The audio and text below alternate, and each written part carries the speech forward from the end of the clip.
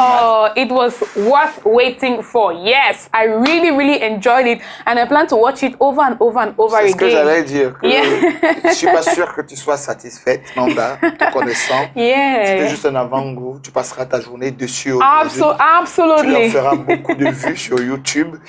Bon, de toute façon, c'est la cause est là. Hein? C'est pour la bonne cause, de toute façon. Le coach Bertin Tchinda nous a rejoint sur ce plateau. Bonjour, coach. Bonjour, Christian. Bonjour. Good morning, coach. Bonjour, Manda. Alors, coach, ressortir de cette chanson, quand même, vous, le coach en développement personnel, vous pourrez peut-être, je vais dire quoi, essayer d'apporter peut-être une signification à la fin de quelqu'un qui hier était encore, je vais dire... Bon, d'accord. Vous avez écouté la chanson. Vous avez écouté la chanson pour l'interprétation. You were blossoming before and today you're no longer where you used to be. J'ai bien écouté la chanson. Voilà. C'est vrai que c'est pas tellement mon style de chanson parce que je suis de la vieille génération. Mais je dois dire que c'est ce style de musique qui interpelle. Et c'est ça, je veux dire, c'est ce que l'on demande aux musiciens, de nous apporter, je vais dire, de l'éclairage. Ils sont comme... vous avez lu le mythe de la caverne? C'est-à-dire que celui qui est comme un éclaireur, il va en haut, il trouve le soleil, et puis il trouve le soleil, il trouve que ce que nous avions depuis la tendre enfance, ce n'était qu'un mirage, et que voici là où il y a la vérité. C'est justement ce que, je vais dire, cette musique telle que je viens de l'écouter, elle m'interpelle. C'est vrai que j'écoutais un peu comme ci, comme ça, mais c'est pour nous demander, à tout moment, il faut que l'on s'arrête, que l'on se pose des questions. Où est-ce que j'étais en train d'aller? Où est-ce que je suis maintenant? Maintenant, si je ne suis pas devenu ce que je voulais être, si je n'ai pas pu réaliser mes objectifs, qu'est-ce qui n'a donc pas marché? J'étais si hier, aujourd'hui je suis devenu plutôt l'ombre de moi-même. Qu'est-ce qui n'a pas marché? Que de sombrer au découragement, que de ne pas regarder les choses en face et de travailler sur ce qui m'appelle. Donc voilà vraiment, je veux dire là, en gros, ce que je retiens de cette musique qui est formidable en termes de paroles et autres. Tout à fait. Voilà. Mais vous êtes encore là. Bon, j'espère que c'est ta façon de comprendre aussi cette musique. Alors, yes. C'est clair dans la chanson. Yes, absolutely. Especially when Askia says, "L'oju de ton mariage, personne n'a respiré." C'est ça. Right.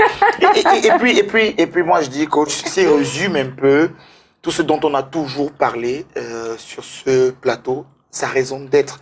Quand on n'a pas atteint sa raison d'être, finalement, il faut, comme vous l'a dit, rétrograder, souvent se poser des questions. Oui, se poser des questions, parce que c'est grâce aux questions, l'utilité des questions, c'est grâce aux questions que l'on peut progresser, c'est grâce aux questions que l'on peut apporter un changement à sa vie. Vous savez, je dis toujours que l'être humain n'est pas à l'endroit où il devrait être. Chaque personne, c'est pour ça que quand on se lève tout le matin pour aller bosser, pour aller travailler, pour aller chercher à progresser, nous ne sommes pas à l'endroit où nous devrions être, parce que nous sommes des êtres d'excellence. Et je vais dire, l'imperfection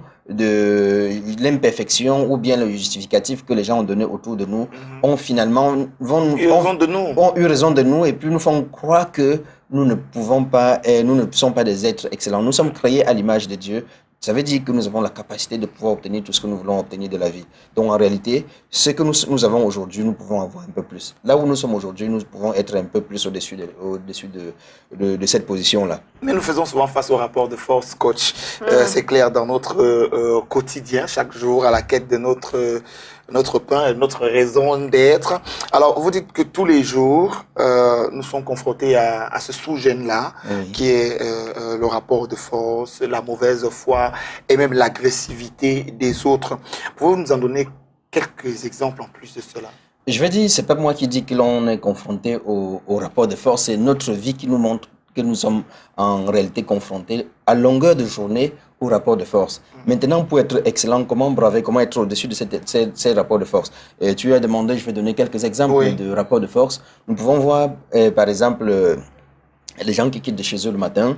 Vous ne comptez pas combien de fois les automobilistes, ils prennent la place devant vous, ils passent quand ils doivent pas passer, ils violent le feu, ils font ci et ça. Et au Cameroun, qu'est-ce qu'ils font en retour? Qu'est-ce qu'ils vous donnent qu'est-ce qu'ils font à vous vous ayant bravé, ils vous insultent. Il y a le mot de ta maman, il y a le mot de ton papa, tu sors d'où, tu pars où, et ainsi de suite. Finalement, tu es gonflé. Heureusement que dans d'autres pays comme en Allemagne, il y a ce qu'on appelle la place de l'invalide. La place de l'invalide. C'est-à-dire que vous venez garer là où vous ne devez pas garer, et c'est l'invalide qui devait garer là-bas. Quand on vient vous donner une contravention, on vous retire votre permis et on vous fait passer le test de l'idiotie. C'est-à-dire que pendant presque d'un mois, vous avez 600 € à payer chaque 2 semaines pour venir répondre aux questions qui sont des questions bêtes. Par exemple, quel est le nom de ta maman? 1 + 1 égale à combien? Comme ça, tu vas voir ce que ça veut dire. Ça veut dire, oui, donc nous sommes confrontés Nous sommes confrontés à ce style de choses. Nous avons par exemple le contrôleur d'impôts qui, quand il arrive dans votre bureau, dans votre service, il vous soupçonne a priori de mauvaise foi. Vous dit non, ça, vous ne devrez pas faire comme ceci. A priori, il venait contrôler, mais il vous soupçonne de mauvaise foi avant de commencer. Il y a le petit chef, c'est-à-dire que vous êtes en entreprise, mais celui qui est supposé être votre patron, votre manager, au lieu de vous accompagner à l'excellence, parce qu'il a la possibilité de prendre des pouvoirs, il le prend de façon, je veux dire, de façon désordonnée. C'est un rapport de force. Et parfois, tu dis, mais qu'est-ce que j'ai donc pu faire à ce manager? Qu'est-ce que j'ai donc pu faire à ce chef pour qu'il me traite de cette façon? Finalement, il n'extirpe pas en toi la compétence, il ne t'accompagne pas à devenir excellent parce que c'est pour cette raison qu'il est payé, mais il est là pour t'écraser et autres. On a également des compagnons, tu as demandé des exemples, j'en donne. Ouais. Tu as également ton compagnon à la maison, c'est ton épouse ou bien ton époux, qui à chaque fois dans des situations, il te dit, Manda, tu es mal éduqué, ou bien Christian, tu es mal éduqué. Tu sais ce que ça veut dire? Ça veut dire qu'on on accuse tes parents, on accuse ta maman, elle t'a donné une mauvaise éducation, on accuse ton papa, on accuse tes amis, tu as eu une mauvaise fréquentation, on accuse tes éducateurs, on accuse ta famille, on accuse tout. Ça veut dire que finalement, ce sont mes parents qui ont été des bons éducateurs et t'as pas des mauvais éducateurs, t'as pas des très très mauvais éducateurs. Ouais. Donc voilà le conflit, voilà le rapport de force, parce que à cette situation, on est appelé à répondre, on est appelé à s'opposer, on a appelé à gérer ça. Donc voilà quelques exemples de rapports de force que nous avons au quotidien. Now, Coach, as a human being, usually the instinct in this kind of situation or conflict is to defend yourself. We have the right to defend ourselves, don't we? C'est vrai, nous avons le devoir, très bien, Manda, nous avons le devoir de nous défendre. Oui, mais parfois, je veux dire que la plupart du temps, on a tort. Ah bon? La plupart du temps, on a tort. Tort de nous défendre ou bien... Exactement. La plupart du temps, on a tort de nous défendre dans des situations qui n'en valent pas la peine. Pourquoi? Parce que la plupart des batailles menées au quotidien n'en valent pas la peine. Vous savez, si votre votre chef devrait répondre à toutes les provocations avant d'arriver ici, vous connaissez l'état émotionnel avec lequel il ou elle entrerait dans ses bureaux, et la conséquence, l'impact qu'il doit avoir dans la gestion de sa journée un lundi. La faute à qui? Pour toute une semaine. Non, je parle de la gestion. Je n'ai pas dit la faute. On n'est pas là en train de...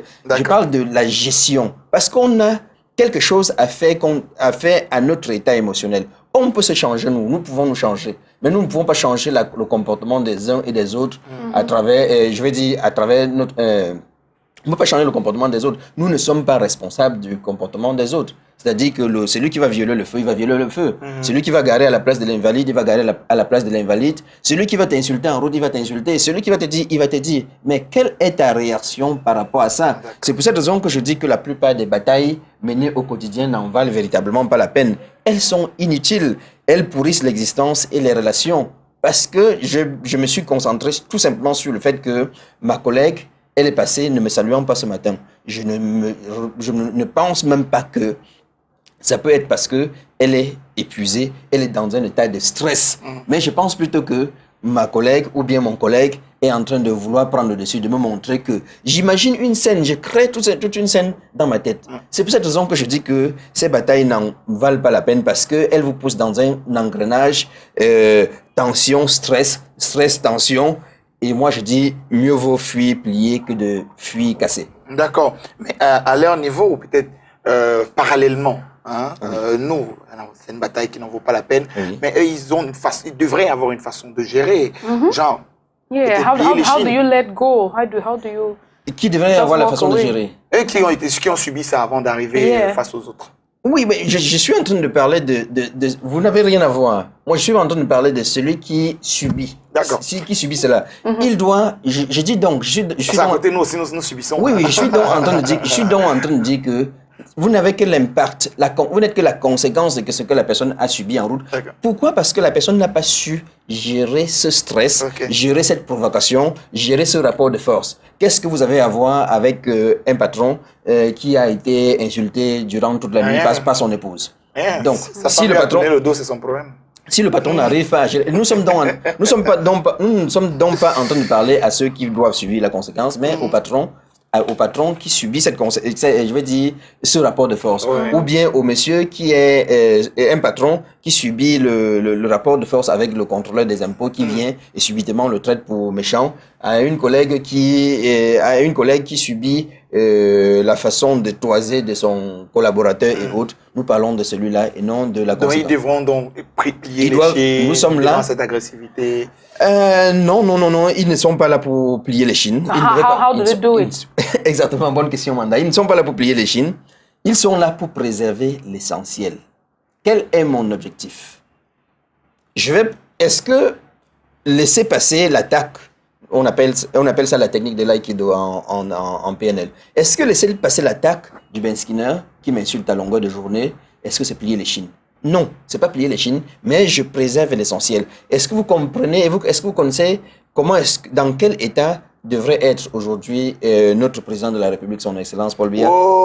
Si on a dessiné ses jambes de façon tordue, si on a déformé, on a caricaturé sa face, si on a dit ci, si on a dit ça, est-ce que vous comprenez dans quel état s'il devrait absolument se dire, OK, il faut que je réponde à chaque attaque?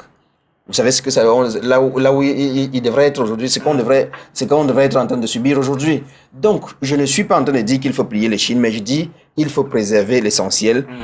Il faut garder intact son enthousiasme, ses énergies pour les vrais combats, pour les vraies batailles. Donc, en réalité, quand on s'oppose, quand on se met dans une discussion futile, c'est que on n'a pas préservé l'essentiel, on ne comprend pas là où on va aller, on n'a pas un objectif prédéfini pour la journée. Si on a un objectif prédéfini pour la journée, on laisse passer des batailles futiles, des choses inutiles, et puis on se met à l'essentiel parce qu'on a besoin de notre énergie pour gérer l'essentiel. Votre patron, il a besoin que la maison marche. Et il a besoin que la maison marche. Il a besoin que vous soyez excellent. Il a besoin que l'entreprise soit une entreprise excellente. Mais regardez tout simplement, celui qui n'a rien à faire, aujourd'hui il est garé devant une autre voiture qui va au service en disant « Passe le premier, je vois ». Il a croisé les bras, il est au volant. Il n'a rien à faire. Voilà. Je comprends mieux maintenant la réaction de celui que vous avez cité tout à l'heure là. Qu'on appelle Paul Biya. Je comprends mieux parce que comment un être humain peut être aussi insensible à ce qu'il se dit. En fait, il n'est pas insensible, mais il pense à l'essentiel. Il pense à l'essentiel. Il préserve l'essentiel. Il sait là où il part. Il sait définir les objectifs. Il garde ses énergies. Il s'est levé le matin. Il a écrit une lettre d'amour à lui-même. Parce qu'il est question de créer une lettre d'amour d'abord à soi chaque lundi matin. Parce que quand on sait la compétence qu'on a, quand on connaît l'amour qu'on a pour soi-même, quand on a la vision profonde de soi-même, quand on a une pleine confiance, on ne se laisse pas distraire par des futilités, on va tout droit à l'essentiel. Génial. Voilà, donc en réalité c'est ça. Alors, bon, ça ce sont les comportements. Oui. À côté des comportements, il y a des attitudes. Exactement. Quelles sont les attitudes qu'il faudrait donc avoir? Voilà, très bonne question, Christian. Ça, ce sont des comportements. Ça, ce que je suis en train de dire, ce sont des comportements. Mais on sait bien qu'il faut avoir une bonne attitude pour pouvoir réagir de la façon par laquelle je suis en train de parler. Mais il faut déjà reconnaître que en PNL, en développement personnel, nous disons que ce n'est pas simplement votre aptitude. Ce n'est pas simplement votre aptitude. C'est votre attitude qui va à chaque fois déterminer votre altitude. C'est-à-dire quoi? C'est-à-dire où est-ce que vous voulez arriver dans la vie? Quel objectif est-ce que vous avez? Où est-ce que vous voulez grimper et atteindre dans la vie, dans toute cette journée? Ce n'est pas simplement vos connaissances, mais c'est tout simplement votre attitude qui va déterminer jusqu'à votre attitude, jusqu'où vous voulez arriver dans la vie. Et pour cette question, nous proposons par exemple dans les attitudes de se montrer réaliste. Celui qui laisse passer le bloqueur de la route, les injures et autres, il se montre plus réaliste.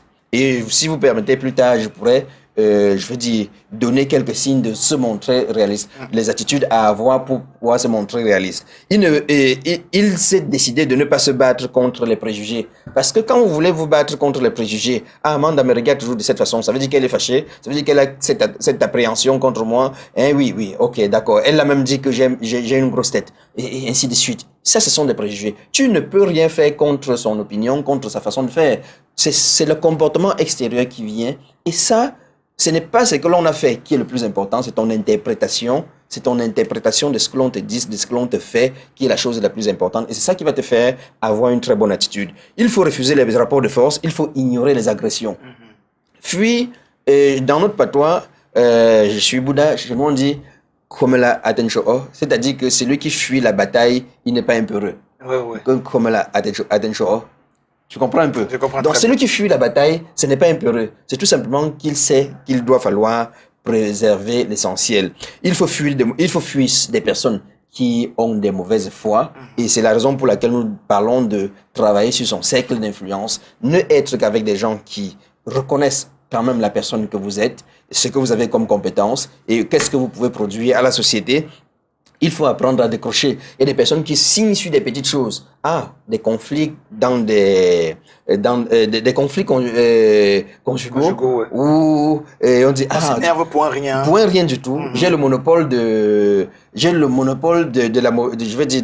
la mauvaise humeur. Il m'a dit ça. Il va d'abord me demander les excuses. Et s'il ne me demande pas les excuses, on va voir jusqu'où on va aller. Et vous voyez, on tire 1 mois. On tire 2 mois, on tire 3 mois. Après 1 an, on te dit que ce n'était que le simple mot que l'autre avait dit. Tu dis non, c'est autre chose. Donc facilement, il faut savoir décrocher et ensuite créer son cerveau collectif, parce que le cerveau collectif vous permet de comprendre que j'ai eu une attaque, je dois aller à l'essentiel. J'ai eu une attaque sur le plan, sur le plan juridique. Je ne suis pas juriste, alors j'appelle un juriste. Est-ce que tu peux t'occuper de cette situation? J'ai eu un problème de santé. Je n'ai pas de compétences sur le plan médical. J'appelle mon médecin, ou bien je vais voir mon médecin. Voilà, je souffre de tel, il s'en occupe. J'ai eu un problème spirituel, je vais voir mon pasteur, ou bien je me retourne voir mon prêtre et autres. Il m'apporte de l'accompagnement là-dedans. Voilà comment est-ce que l'on peut gérer efficacement, ne pas perdre le temps à gérer des choses qui sont inutiles, des choses qui sont futiles, et aller tout simplement à l'essentiel. Aussi simple que ça. Okay, Coach, you talked about certain attitudes, or a certain attitude that we should adopt in this kind of situation. Can you go down to the details? Can you break it down to specifics?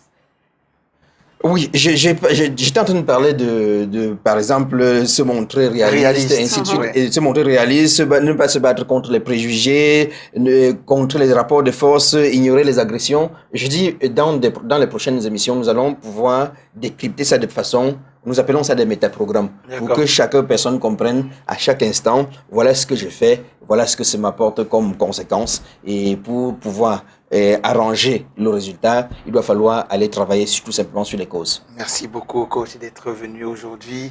On est allé à l'essentiel et j'espère que pour un lundi matin, vous irez à l'essentiel toute cette semaine. Gardez l'expression là, je vais à l'essentiel. Parce qu'à côté, il y a ce qui va arriver que vous n'avez pas prévu. Mais ce que vous avez prévu, c'est ce qui a lieu d'être. Tout à fait. Allez, on se retrouvera jeudi. Avec certainement la même ferveur. Jeudi après 8h, coach Bertin Tchinda. Alors, vous le retrouverez, Bertin Tchinda, sur Facebook ou alors sur WhatsApp au numéro 675 02 32 22. 675 02 32 22.